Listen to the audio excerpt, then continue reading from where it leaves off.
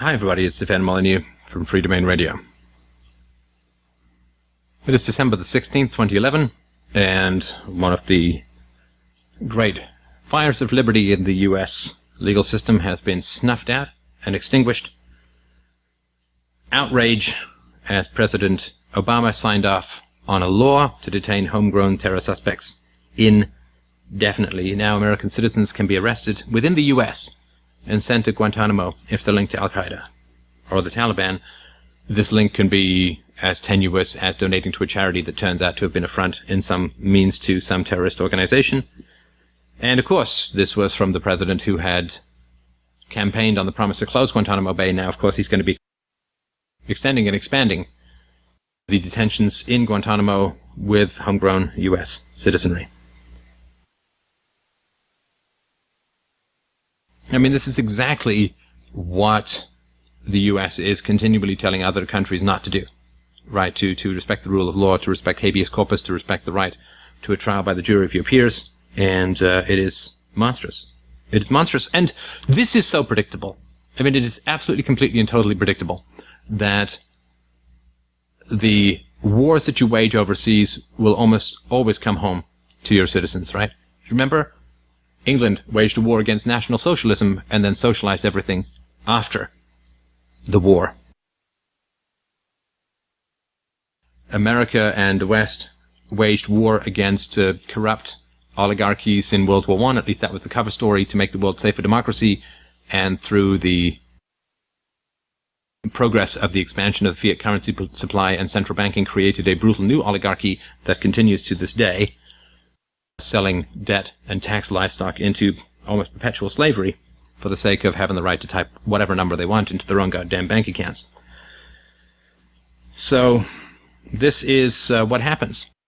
When you wage an unjust war overseas, that injustice will come back. It will come back in the form of traumatized veterans who will disrupt and disturb society. This kind of... I mean, there's claims of victory in the war in Iraq, and the military operations are supposed to be ending, which means that basically they're going to continue off the books in the terms of hiring private mercenary companies to continue to brutalize the Iraqi population. So if there's victory in Iraq and there's claims of great strides in Afghanistan, then why would you need these additional brutalities at home? Why would you need to give the US government the power to detain indefinitely people that are defined by very shadowy legal standards that can be stretched every 6 ways from Sunday? Well, I can tell you why I think this is the case, and time will tell. I've been pretty good in my the accuracy of my predictions to date, but it's quite simple. And I say this from some knowledge that I worked once with a military fellow who was still in the military, and back in the day, Canada slashed its government 10 to 20%, cut a lot of payments to the poor and to other dependent classes. And this guy who was still in the military said that, pretty much all we're doing is we are drilling for civil unrest. We are preparing for civil unrest at the moment, and that is what the military is up to. Because as they cut these government programs, there was great concern that there would be rebellions, insurrections, and so that's all the military was trained to be done, was to be deployed against the citizens who are forced to pay for them.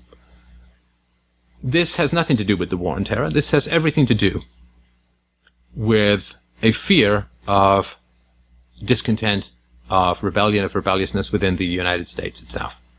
This has nothing to do with the war on terror at all. And the reality is that the pensions for public sector workers are vastly underfunded, which means they're going to run out of money. Social Security has nothing but a dusty collection of IOUs in the treasury vaults, so they're going to run out of money for that. The teachers, they're going to run out of money for the teachers in the school system, which means that teenagers are going to be let loose on the streets with no supervision, who have all been traumatized by wretchedly bad miseducation. They're going to run out of money for prisons. They're going to run out of money for veterans. They're going to run out of money for the police. They're going to run out of money for all of this.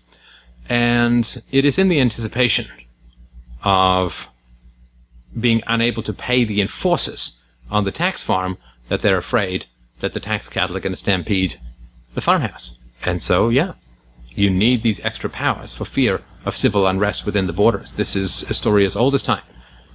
You brutalize people overseas, you always end up having to brutalize people at home. It's natural. Because brutalizing people overseas creates a traumatized and indebted population, and a dependent and bribed population, bread and circuses, bread and circuses, bread and fucking circuses, just like ancient Rome. Bread being welfare, circuses being publicly funded sports and reality television. Which is an oxymoron if I've ever heard one. You brutalize people overseas, war is a scything boomerang that always comes home, that always comes back. You throw it and it returns. And this is the price that people pay for the bloodlust of 2001 and 2003, the invasions of Afghanistan and Iraq, rather than a sober reassessment of the degree to which U.S. foreign policy was breeding murderous rebellions overseas. There is a price to be paid for every moral decision that we make. And if you bay with the crowd to murder the other, to murder the foreigners, to invade their countries, Jeff Berwick's excellent column recently pointed out, Americans are not the greatest people in the world to be upset about illegal immigration, because I don't think that any of the soldiers in the Middle East got their tourist stamps on their passports. I don't believe that they went through customs or subjected themselves to the local laws.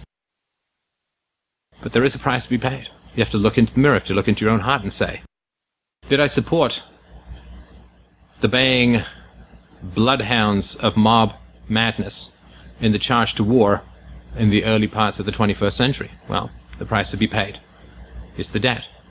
Right? Everybody wants war because it's exciting. To depressed and empty people, violence is a thrill. And everybody wants war. Now, if you send them a bill for that war right away, they suddenly become much more able to put down their guns because they realize that they're shooting at their own bank accounts. But if you go into debt, then people get the thrill of war without the costs of war, in financial terms, without the immediate hit of war. So it's free evil, right? That's what government debts are all about. Free evil. Pay later. Well, now is later. Now is later. And the escalation of these domestic tyrannies is only going to increase as the government, which knows the true facts about the finances, which I guarantee you are far worse than anything that's been put out there, and also the imminence of the fiscal crunch. Bank runs have already begun in various places in Europe, and it's going to spread. And so, yeah, they're going to be unable to pay off the dependent classes, and if Americans, of course, are very well armed, so the government is going to have to start putting more draconian measures in place. I mean, that's just natural. You know, when the cows start charging the fence, you electrify the fence. When you have to. What's your option? Become productive yourself? No, of course not. And so, my thought about this is that I believe that the final and most damning moral condemnation is going to fall upon us who know the most about this, depending on the degree to which we are willing to act with great strength and moral clarity of purpose in the face of these descending storms, the black-cloaked satanic wings of these falling Nazgul, these Stukas of totalitarianism that are coming buzzing down on the largely blind villages below. That is our responsibility. If you are the doctor and you have the cure, it is your fault if the plague spreads, no matter what you have to do to get people to take their medicine.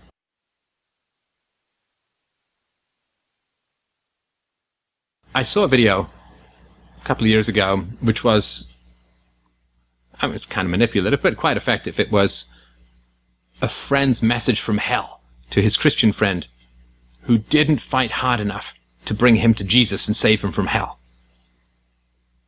And without the intervention of strong moral souls, the world will slide into ever-increasing state tyrannies. That is the role and the rule of history. History comes down to the decisions and the resolution of particular individuals. There is no such thing as a historical movement, historical patterns, greater historical forces. No.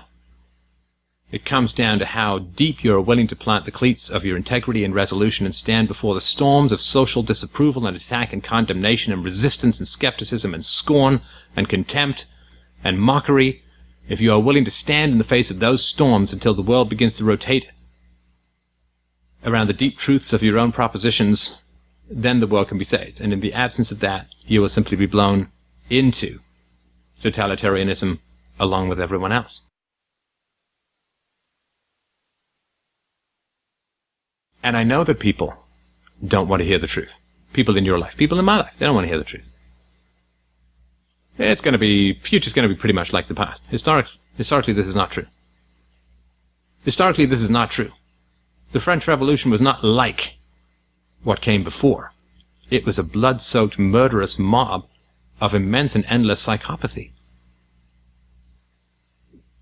The growing liberalization, end of serfdom, the growing liberalization of Russia, the early part of the 20th century, did not slowly progress, rolling gently like a blown dandelion up the sunlit hill towards the shining city in the hill called modern freedom, capitalism, and democracy. No. It became a blood-soaked grave, a brain-mashing communistic harvesting of all souls who stood in the way of the extension of state power.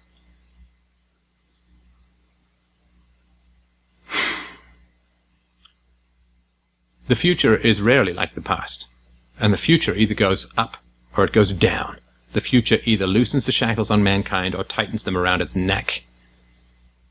And the people in your life who resist the truth of what you have to say, you need to fight harder for them, for their future. Bless them, for they know not what they do. And if you fail, and if you fall, and if the jackal blood swastika hounds of statism ride past you and under the throats of those who you could have saved, I think with their last breath they will damn you for not fighting harder for them. Although they resisted you, although they fought you, they will still curse you. And there are the innocent among them who've never heard of freedom, who know not what is coming. The young, the children. We need to stand against all forms of social disapproval, to ring this blame-splitting bell of freedom, even if it harms the ears of the sensitive and shocks the conscience of the moribund. Because if we fall, less than nothing will stand.